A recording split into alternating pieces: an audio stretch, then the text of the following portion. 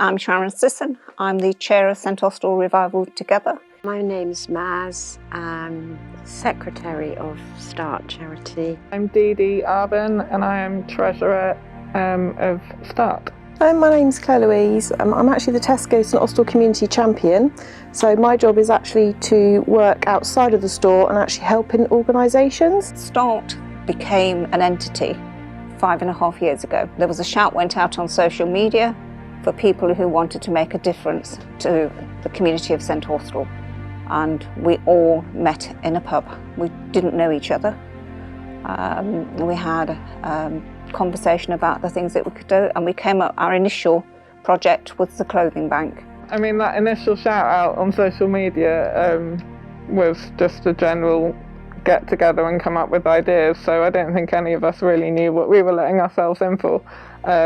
But yeah, it quite quickly became apparent in our discussions that the local communities are quite well served by food banks and things like that, but the next kind of thing that families are struggling with was affording clothes and bedding and toiletries, so that seemed like the obvious way to go. Personally, I just had a bit of spare time and I really wanted to be doing something to help my community, and I'm also from a textiles background, so I was already aware of the amount of waste with clothing, especially, charity shops can't actually always sell everything they've got, so it seemed like a perfect way to keep clothing in the local community for people that really need it.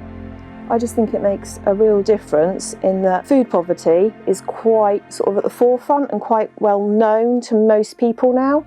I think that clothing often gets forgotten about and overlooked, that actually you do need to be warm.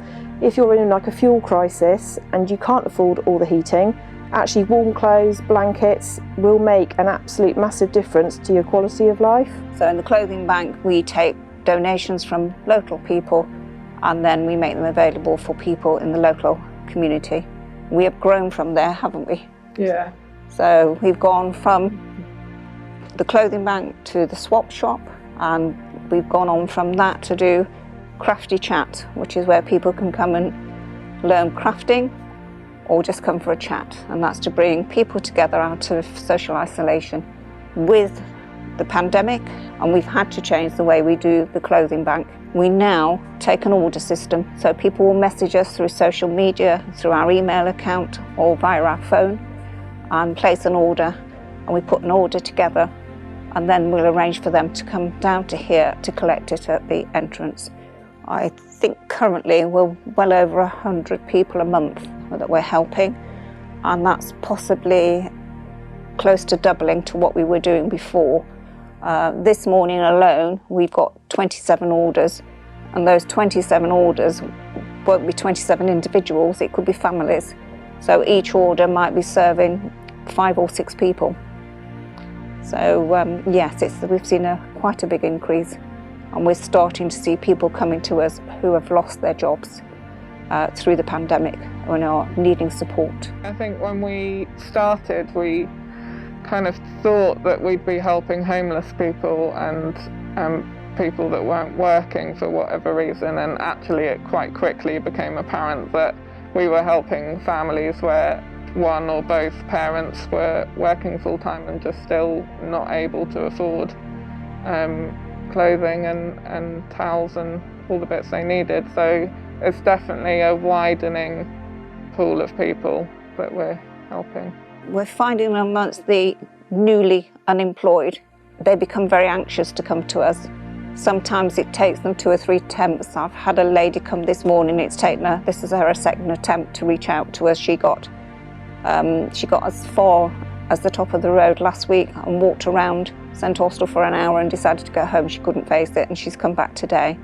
So at least she has come back and we've been able to help her.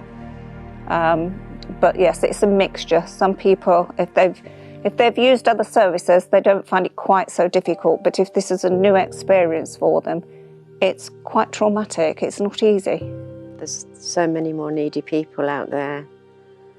And as Sharon said, it's difficult for some of them to actually come and ask for help. But they are beginning to do that. And we're getting lots of donations. lots of cries for help. So I've seen it really grow from when I first started. We started on the premise, and this goes back to when I was a youngster, of local people helping local people, because that was always the way when I was growing up. And so we decided we'd work on the people of St Austell and surrounding areas, helping the people of St Austell and surrounding areas. And they've, you know, the donations we've never been short of. They've never let us down yet. We can put a shout out on social media for something we haven't got, and we always get a response and get offers coming in. So there's a lot of support. We find quite often that the people donating to us have chosen to donate to us because they know that their old clothing is going to help someone in the local area, and it's quite a nice kind of circle then. We are supported by other organisations, and one of them is Cornwall Neighbourhood for Change, and we're actually in their building. So about 4 months ago, the premises we were working from had to put our rent up, and it was tripled. We don't have an income. We're all volunteers, and we've already worked closer with CM4C, so I approached them and put to them our situation, and they offered us space in this building, which has enabled us to continue. So we get support that way as well. We're getting support from the community champions of Tesco and Asda, and that support comes from the community champions coming in to help us, and it can be financial support. So if there's something that we need, we can write to them and they can have a look at it, and sometimes they're able to help us that way. So we'll donate refreshments and things, so not just for the volunteers, but hopefully then if people want to come and have a chat, once we're right through COVID and before, they can have a chat and a drink. We have items that we can't sell, so if things have been discontinued, then we will donate the clothes and the items that are suitable to be used through here. When we moved here, we wanted to build it what we call, we wanted to make it better for ourselves and our volunteers, but we needed funding, and we went to Cornwall Community Foundation, and they've given us funding for a whole new racking system, which is going to make life so much easier.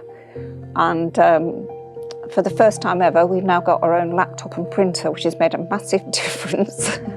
So it's things like that, and you know, we'd just like to thank these people, because without their support, we wouldn't be where we are now. We would, you know, we'd still be doing it, but with difficulty. Yes, it is difficult, and you have to learn that you can't fix all the problems, because sometimes the people's lives can be very complex, and they do sometimes just need somebody to talk to, as well as picking up the donations that we're giving to them. We've had to learn that we can't do everything for these people. We refer them on, so we're networking with lots of organisations now, so if there's something that they need that we can't provide, we now have the resources to refer them on to other organisations for that help. And that's how we protect our own mental health as well, because very conscious that you could get really upset by everything that we're coming across. And so we all have to look after each other. And if there's a particular harrowing circumstances, then we all make sure we talk about it and look after each other. Because we obviously can't take it outside this room. It has to be down, you know, we have to talk about it amongst ourselves, because it's all confidential. It's kind of like a second family almost, because everyone's always got each other's backs. We know if something's upset someone, we're there for each other. It's extremely important. We've all got the same aims and the same outlook. Yeah, it's great. Yeah, like a second family, really. When we first started out, we didn't envisage still being here 5.5 years later, did we? We thought it was a short fix to a problem that was out there. We now realise that we think this is going to be long term, and I think that the pandemic has only added to that. There's going to be an awful lot of people in Cornwall, from the very nature of the industries that are down here, that are going to lose their jobs, and they're going to need help. And for some of those people, they've never been out of work before, and it's a massive thing to them. So I think, yes, I think we'll be needed for quite some time. I always say it's really bittersweet, because it's a really nice feeling that we're helping people and that we're able to do that, but it's kind of counteracted with that feeling that these people just shouldn't be in those situations, you know, especially in the UK in 2021, we shouldn't have people struggling this much. So it is really difficult, and it's difficult not to take that home with you, you know, especially when you've got quite a comfortable life at home. But I think you've just got to get on, and, you know, and the people that we do help are so thankful and so appreciative, and it's nice to know that we've been able to make a bit of a difference and help them. It's really rewarding because it really has literally made such a massive difference now. And like you'll see, like on social media, someone will ask for help, and there'll be a complete stranger that will say go to Start, and they will like tag Start and go, they can help you. And it's lovely that people can be sat at home and may not actually come and volunteer here and physically be here, but they're still able to help people in their community by their knowledge that Start exists. Actually, it takes you by surprise sometimes, because you're in the middle of it. You're not aware, and I sometimes think how much it's grown, especially in the last 6 months. I have to stand outside of it sometimes and realise how much it has grown, yeah, and how well known we are now. It is becoming a little bit daunting that we do need more people to help us. But hopefully sort of after the pandemic, there'll be a lot more people that have been inspired by everything that's been done from everyone so far. So actually the volunteering will be there, and it'll give more and more people giving back to their community. The more established we've become, like Sharon said, we've been able to network with so many other organisations out there that are tackling different parts of the problem, and that makes me really hopeful that, you know, that there is this huge network of people that are trying to help, and that's only getting stronger, and the more we work together, the more we're able to do for people. So I'm hopeful that, you know, compared to 5 years ago, it does feel like there's a stronger support network out there for people. Yes, I agree with Dee Dee. There is a stronger support network, and it's two-way support really, because the people that come to us for help, if they do get into better circumstances, they then still continue to support us by coming back to donate. Before the pandemic, some of the people we were helping would come back and volunteer for us, and we're hoping that when we come out of the pandemic that will happen again. So yes, there is hope out there. The town we're in, like St Austell, and even the surrounding areas, the Clays and everything, is extremely community minded. I think we are extremely lucky where we live, and that everyone looks out for everyone, which you don't seem to get in different parts of the country. So personally, I'm really hopeful, because that is what the town is like. Yes, I think Cornwall in general are really good. If there's ever any appeals for things, the Cornish are always there first. I do have hope, but I'm tending to live day by day, because we don't know. I'm hoping things are going to get better for everybody, but I'm really living in the day. Yeah, and we've had really nice stories where someone's come to get clothing for a job interview or something, and they've come back and let us know that they've got the job, and that was all kind of hinging on them feeling more confident because they had, you know, the right clothes to go and wear to that interview. So we do get a lot of little stories here and there that kind of make you feel optimistic, and yeah, it makes it all kind of worthwhile. We have had people who've gone on to get jobs from having interview wear from us.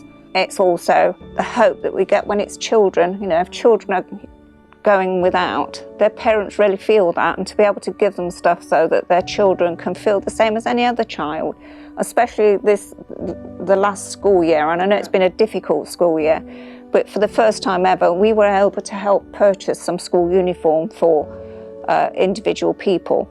And they were going to school exactly the same as any other child. They weren't being singled out. And that was, especially going into secondary school, that is a massive thing, to be able to feel the same as your peers and not being singled out as being different. And that hopefully will have a good impression for the children going forward and help them in their future. once we see some improvement in the situation, then we will be looking for more volunteers, because it really is needed, because at the moment we give up a lot of time for this, because although we're only open those days, we do a lot of other things outside those hours to maintain this and keep it going. They can always contact us if they're local enough to offer volunteering, although that may be into the future, and that hopefully by the summer we'll start to see a change. And that wouldn't just be in the clothing bank, that could be in the swap shop, that could be in Crafty Chat. Also, if they want to give donations of any sort, we do have some people that specifically go out and buy toiletries for us, and so that we can give those out with each of the donations that we give. So there's many ways, and that they can contact us. We're on Facebook, so they can look us up on Facebook, and on there it gives them our email, it gives them our mobile number, and they can also use Messenger and contact us. And we'd be very happy to talk to anybody that wanted to support us in any way.